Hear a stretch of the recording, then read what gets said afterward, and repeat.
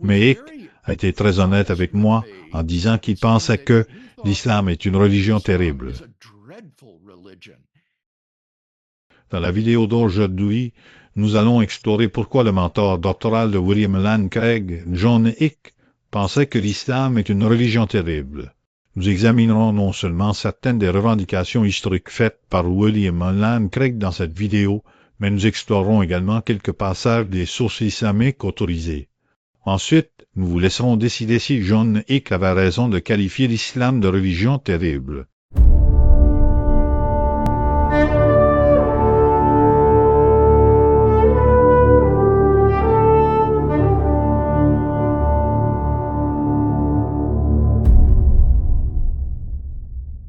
Depuis des siècles, nous avons entendu que l'islam est une religion de paix et de tolérance.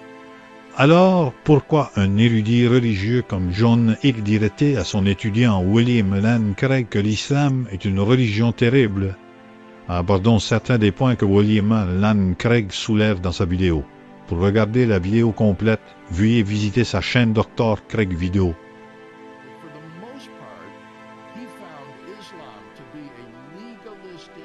Mais pour la plupart, il a trouvé l'islam être une religion légaliste, intolérante et, je pense, violente, qui a un concept défectueux de Dieu. Et cela se manifeste dans le genre d'utilisation de la violence comme moyen d'évangélisation, que l'on doit convertir les gens à l'islam par la violence.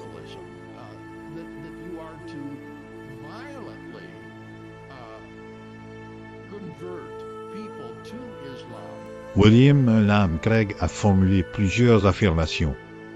Il a dit que l'islam est une religion violente et intolérante. Il utilise des moyens violents pour convertir les gens à l'islam. Mais y a-t-il une vérité dans cette affirmation? Et s'il y a une vérité dans cette affirmation, l'islam prescrit-il de telles actions dans sa littérature autoritaire? Examinons cela. Avant de plonger dans le sujet, nous devons comprendre que le prophète Muhammad dans la figure centrale de l'islam et le modèle de conduite. Ses paroles sont autoritaires et gravées dans la pierre. Il est à l'islam ce que Jésus est aux chrétiens, Bouddha aux bouddhistes et Ram aux hindous. Maintenant, voici la première référence. Dans le chapitre S'abstenir de faire du mal à celui qui dit « La ilaha illallah », il a été rapporté d'Abu Huraira que le messager d'Allah a dit « Il m'a été ordonné de combattre les gens jusqu'à ce qu'ils disent « La ilaha illallah ». S'ils le disent, alors leur sang et leurs biens sont protégés de moi, sauf en cas de droit légitime, et leur jugement appartiendra à Allah. Notez que la ilaha illallah ici est la première partie de la Shahada, qui est la déclaration de foi islamique. C'est une phrase fondamentale en islam qui se traduit par « Il n'y a de Dieu qu'Allah ». La Shahada, quant à elle, est récitée par les musulmans comme une expression de leur foi, et c'est également la phrase que l'on récite pour se convertir officiellement à l'islam. Vous l'avez remarqué? La Shahada est aussi la phrase que l'on récite pour se convertir formellement à l'islam. Il se dit ainsi: Ashhadu an la ilaha illallah wa ashhadu anna Muhammadan rasul Allah. Ce qui se traduit par j'atteste qu'il n'y a de Dieu qu'Allah. J'atteste que Muhammad est le messager d'Allah. Maintenant, un mot sur ce particulier.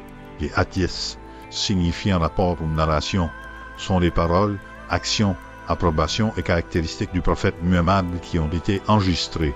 Ils constituent une source essentielle de guidance en islam, juste après le Coran. Les hadiths sont généralement classés selon leur authenticité.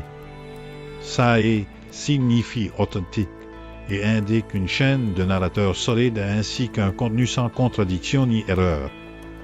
Hasan signifie bon et désigne un fait fiable mais avec un degré d'authenticité légèrement inférieur à celui de Sahih. Il reste néanmoins acceptable pour les prescriptions légales et spirituelles.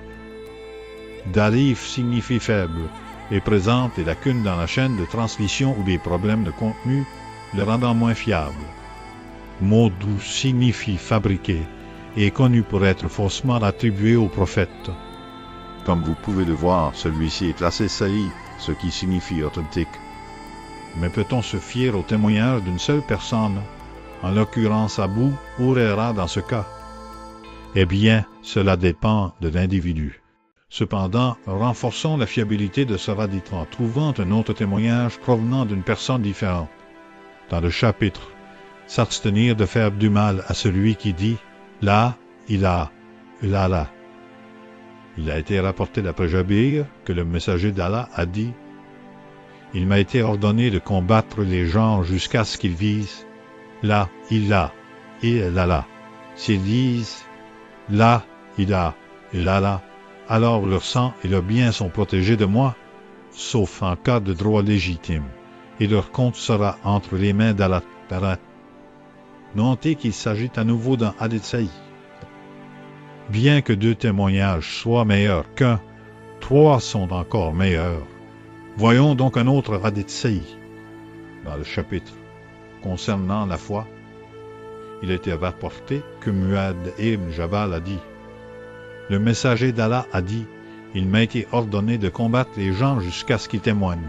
La ilaha illallah, nul n'a le droit d'être adoré en dehors d'Allah, et qu'ils attestent que je suis le messager d'Allah, qu'ils accomplissent la prière régulière et qu'ils s'acquittent de la zakat. » Avez-vous remarqué comment ce hadith sahih indique explicitement que le prophète a été ordonné de combattre les gens jusqu'à ce qu'ils témoignent de la ilaha illallah et qu'ils reconnaissent qu'il est le messager d'Allah?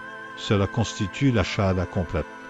Cela signifie que ceux qui ne récitent pas volontairement la shahada et ne se convertissent pas pacifiquement à l'islam, le prophète Muhammad a été ordonné par Allah de les combattre et de les convertir.